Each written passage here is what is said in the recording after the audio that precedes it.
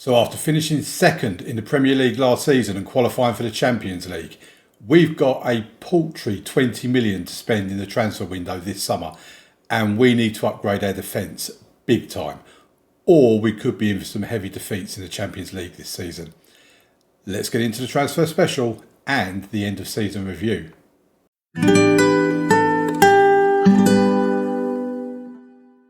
So as you can see, there's confirmation of our £20 million we have to spend in the transfer window this summer. And we've got a little bit of wiggle room in the wage budget as well, but we're going to be releasing players and things like that. But we'll get into all of that in a second. Leave a like on the video, subscribe to the channel, and I'm going to hand over to Past Me, who's going to give you the end of season review, and I'll see you back here after that. Right, here's the end of season review.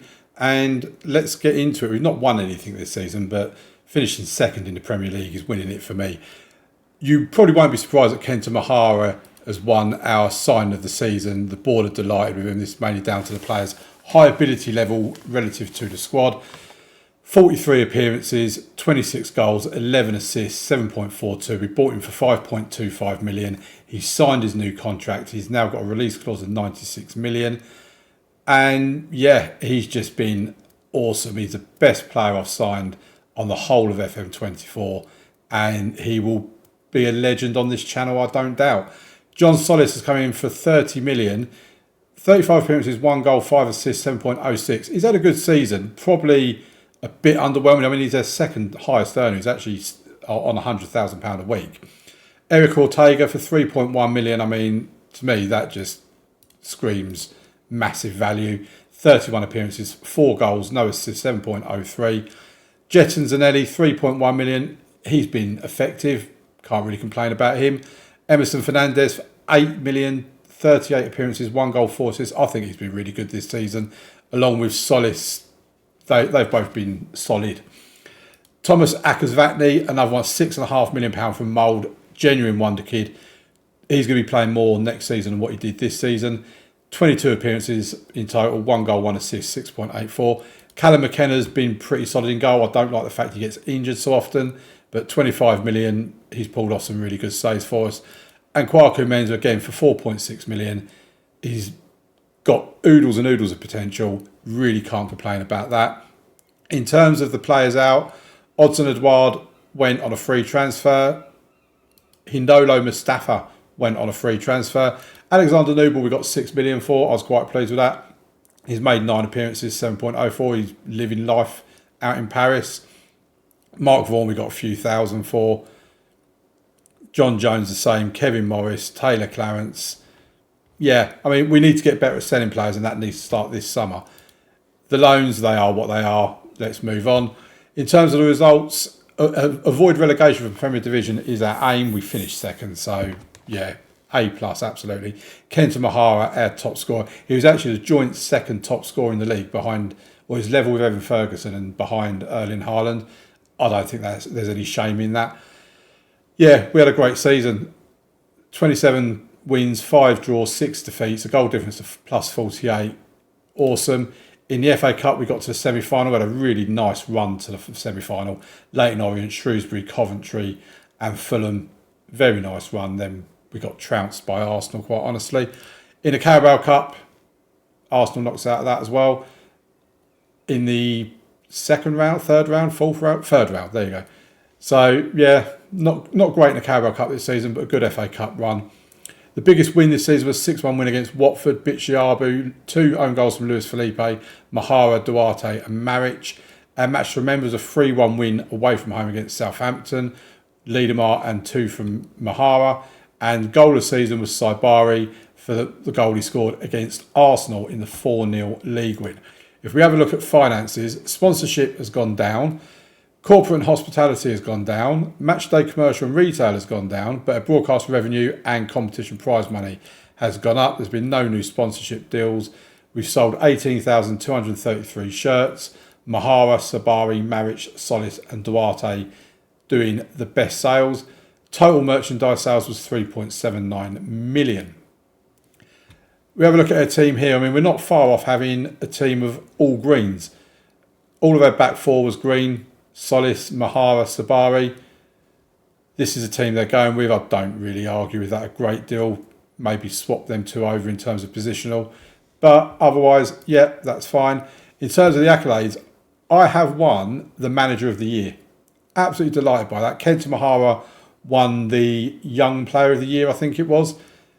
But yeah, Fans Player of the Season, Kenta Mahara. Young Player of the Season, Kenta Mahara. Sign of the Season, Kenta Mahara. Top Goal Scorer, Kenta Mahara. Goal of the Season, Ismail Sabari. Most assists was Anderson Duarte. To be fair, he only got 2, I think it was, more than Mahara. Most Players of the Match Awards, Mahara. Highest average rating, Mahara. And most passes completed per 90 minutes, Luca Killian. And in terms of record breakers, Kenta Mahara's broke the record for the most Player of the Match awards.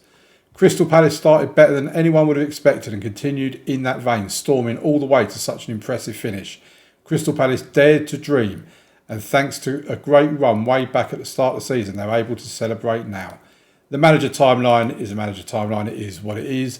And that brings us into the next part of the video, where I'm going to hand back to current me. There you go, what a fantastic season it was. Let's get into the rest of the video then. So there's the end of season review that you've just had. We don't need to view it again. The start of 2026, we don't really need to worry about that. Here's our supporter profile. Our hardcore's gone down, our core's gone down, fair weather's gone up, and casual has gone up. We've got 2.4 million social media followers, and we've got 31,388 supporters on the season ticket waiting list. So that's more than what we can actually give out as season tickets. And yeah, we're going to have, so here's our vision and expectations, is basically the same as what it was before. For next season, they're saying be competitive in the Champions League. I mean, I'm not quite sure what competitive in the Champions League means. Yeah, that's going to be a bit weird. Record a Premier Division top half finish. That's interesting, because last season it's attempt to avoid relegation. Now they're saying record a Premier Division top half finish. Then the season after that, they want us to challenge in domestic cup competitions, maintain a Premier Division top half finish, and our contract expires. And they basically just want us to maintain a top half finish. So we'll just accept that for the time being. Dynamics are looking good. Duarte, Maric, and Bitshiabu are our team leaders. End of season. Oh, I hate doing these end of season team meetings. So they want a top half finish, don't they? Thank you all for coming. Blah, blah, blah, blah. Let's talk about the Premier Division aims. The season's over. It's time for you all to go and well-deserved break. I want every single one of you to be fully rested with a positive, get back in the Europa League next year. Well, I didn't say the Europa League. This one looks the right one. I appreciate all your hard work this season. When you come back from your breaks, we're going to get stuck into the challenge of finishing in the top half. I think that's one we've got to go for, because the rule of thumb is that you always go for what your board is suggesting. So if this is wrong, this is not my fault. Oh, they're pleased. Okay. Brilliant. That's just what I wanted to hear. That'd be it for now. I don't want to upset anybody. We've got it right that time round. Let's leave it as it is. Injury concerns. I mean, if we go by the most injuries we had in the season, Matt Patterson doesn't worry us. Callum McKenna, this is what I was saying about our number one goalkeeper being injury prone. He's missed 20% of the season. His longest injury spell was 7 weeks for a dislocated shoulder. He's had 5 injuries over the course of the season.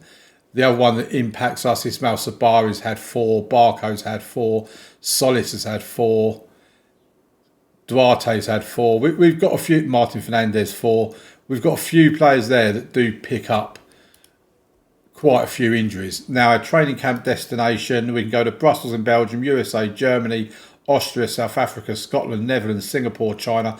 Let me know in the comments where you would send the team for a pre-season tour. I'm going to go Germany. I think we can get some nice pre-season games in Germany. If we have a look at our squad and have a look at the contract situation, we've got several players whose contracts are expiring. So Hayden Hackney, Dan Neal, Enzo Miller, Ernest Nuama, Matosino. Yeah, Matosino, that's the end of those ones. So their contracts expire at the end of this summer, or when we get to the end of June.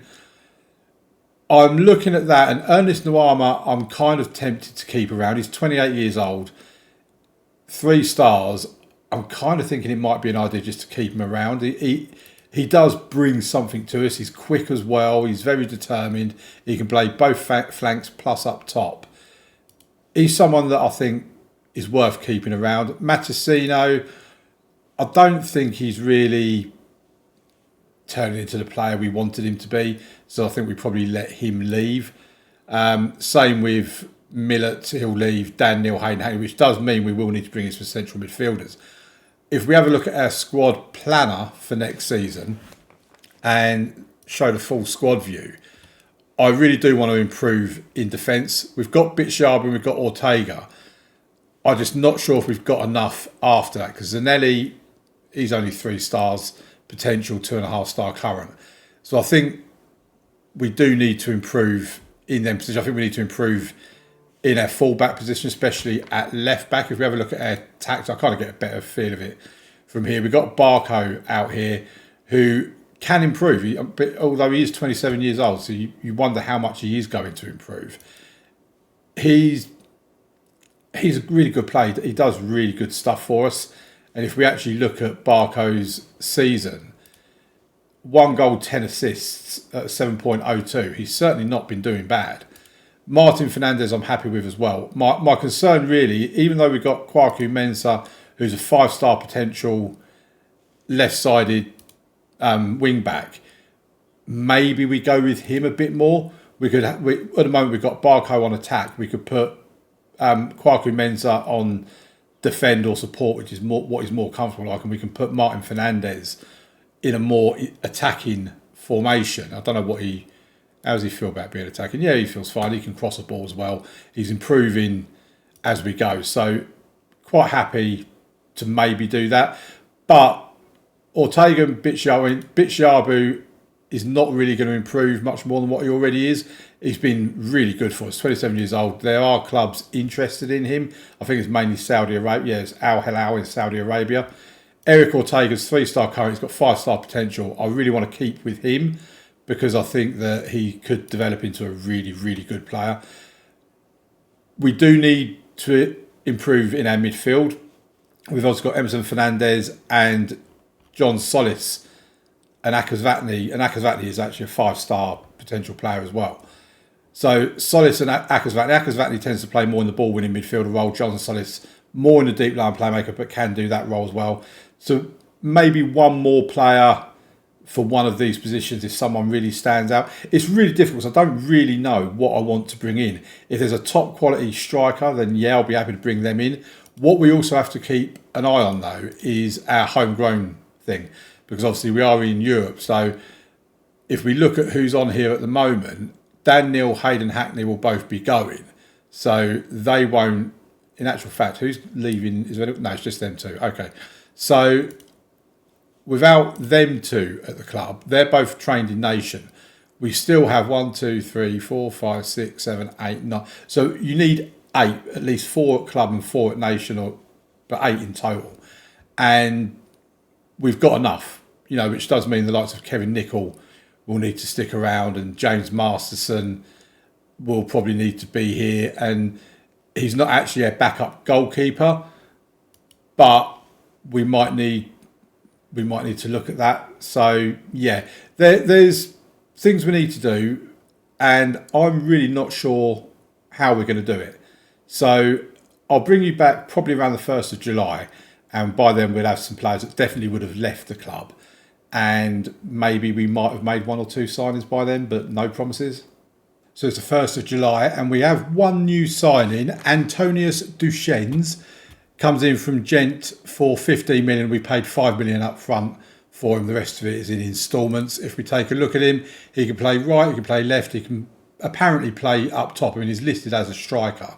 He's come in as a squad player, 3-star current ability with 5-star potential. His physicals are really good, especially his agility, his balance, and his fitness, his flair, his off the ball, his technique, and his first touch, really, really good.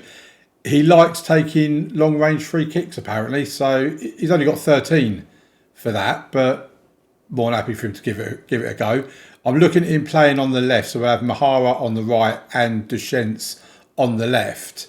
And that is basically all we've done so far. We've had a load of players that have been released.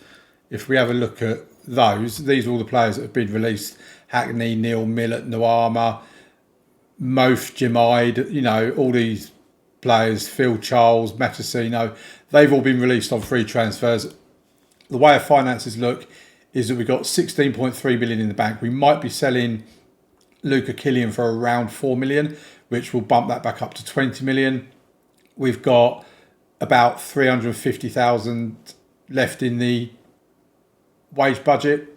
So, yeah, we're still looking at making some signings. There's not a great deal out there. I've been looking at left backs, basically, left-sided defenders, and take off. I did look at right briefly, but if we go back over and look at the left, there's not a great deal around. If we filter it by what our scouts recommend, I mean, this guy here, Aurelio Calvo, he actually looks pretty decent. The first time I've seen it, actually.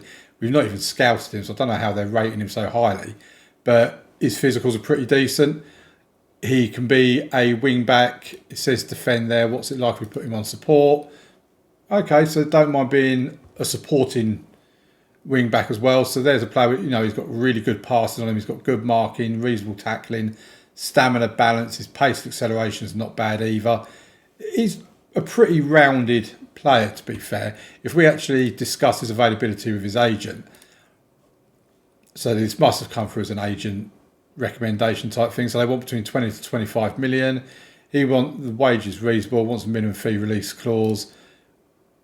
He's not going to negotiate anything with us. So let's make an offer to his club. So if they want around 20 to 25 million, if we aim for 25, so we'll do, say, 5 million up front because we've got no money.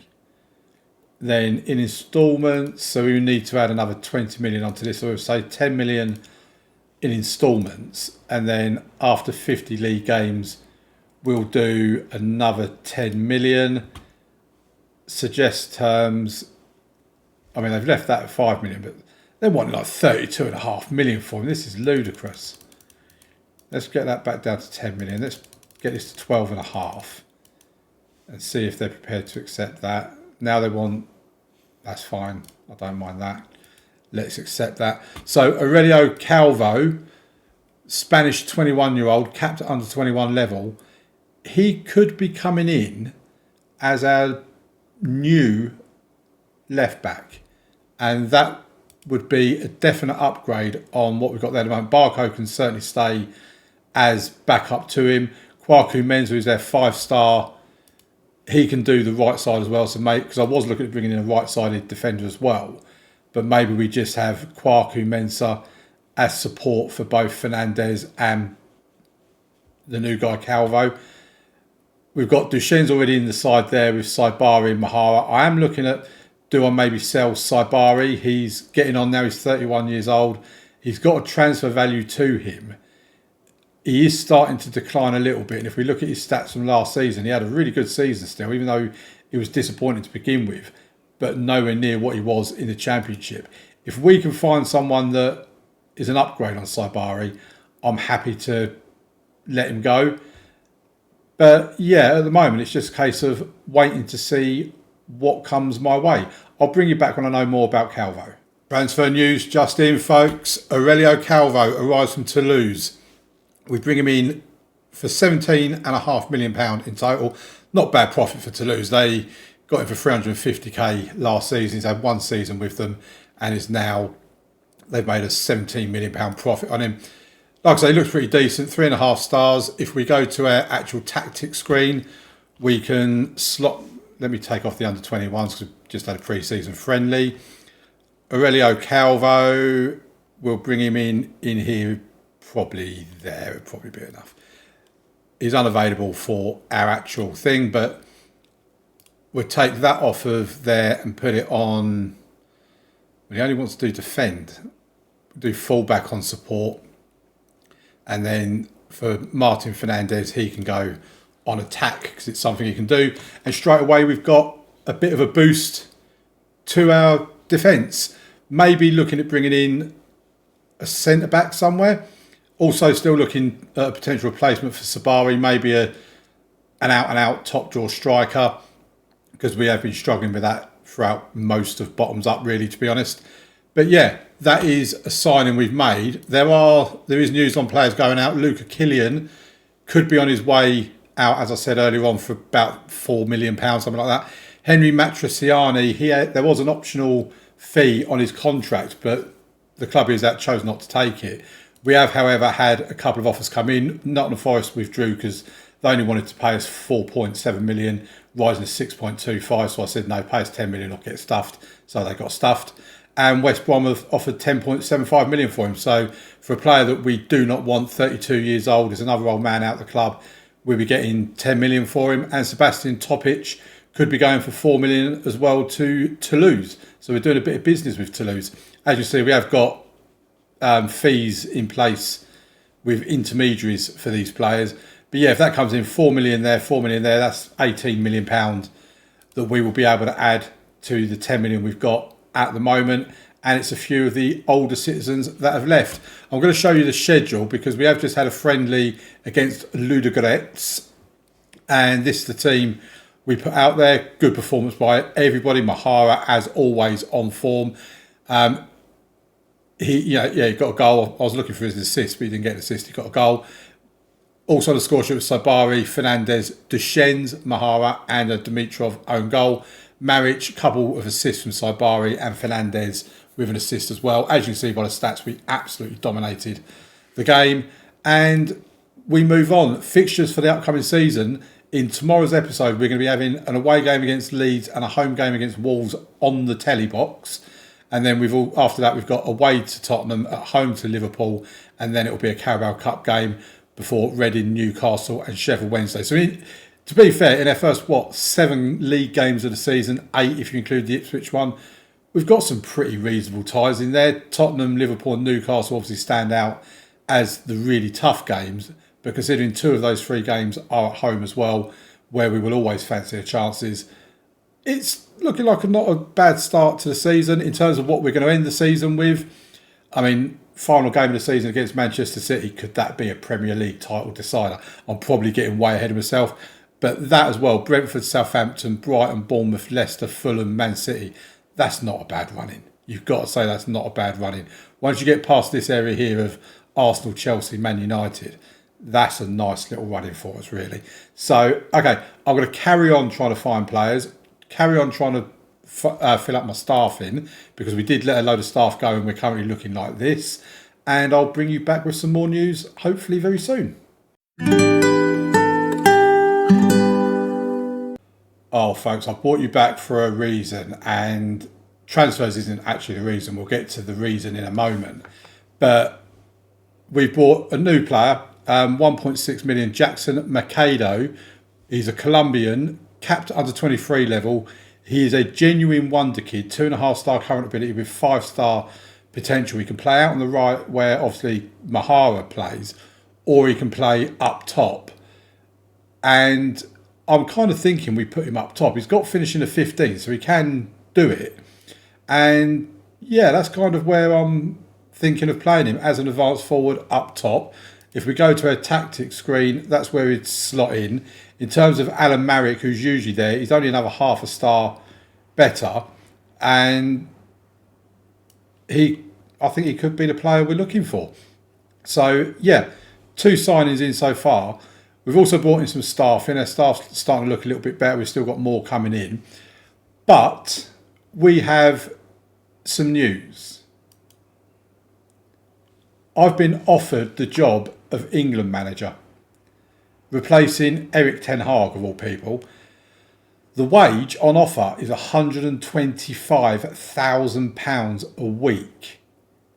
I mean, to put that into perspective, my current contract is £30,500 a week.